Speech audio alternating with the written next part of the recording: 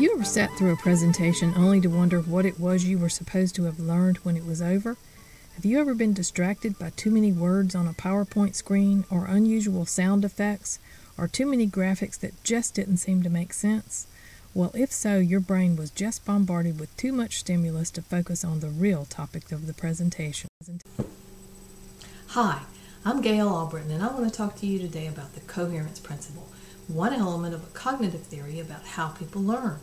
In short, the theory states that learners actively try to make sense of new material by building a coherent mental representation of information presented.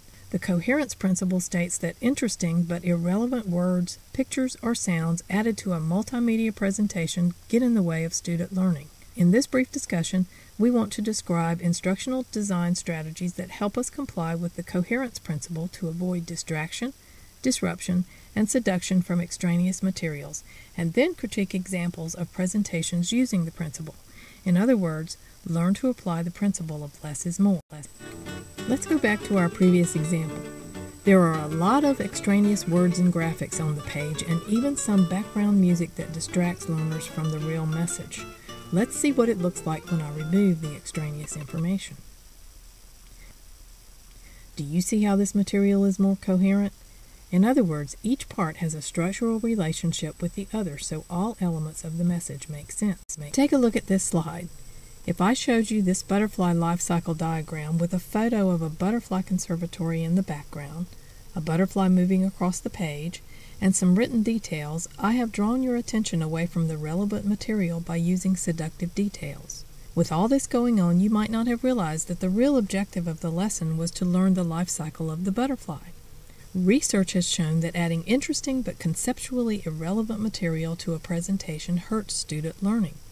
If I remove the seductive details, I am applying the less is more principle and allowing the learner to focus on the real content of the lesson.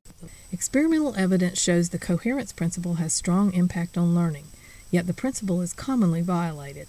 As instructional designers, it's important to avoid the temptation to embellish learning materials with any element that doesn't support the instructional goal. Remember, learning takes place by integration of new information into existing knowledge. If we stimulate inappropriate prior knowledge with seductive details, we disrupt learning. Research has also shown that adding seductive details can actually depress learning by distracting learners from key instructional points, disrupting the learner's organization of information into a coherent mental model, or activating irrelevant prior knowledge. Now let's take a look at some examples of learning material that contain too much extraneous content. During a presentation, it would be difficult to listen and read everything on this screen. What if the presenter's screen were more like this? Fewer written words will allow a learner to pay better attention to what the presenter is saying. In another example, can you really focus on the message of this slide? There's just too much going on. When the visual stimulus is more appropriate to the message and the number of illustrations is decreased, the learner gets the message, can make sense of new content, and learn more deeply. Now stop this video to think about and respond to the following question. When you're ready, start the video again. If you answered distraction, disruption, and seduction, you're correct.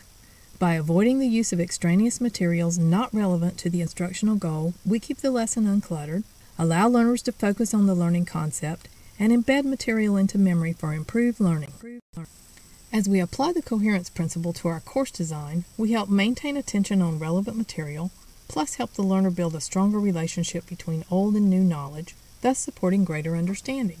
We can apply this principle by avoiding extraneous words and pictures in our multimedia presentations, avoiding unneeded sounds and music in the presentation, and keeping the presentation short and to the point.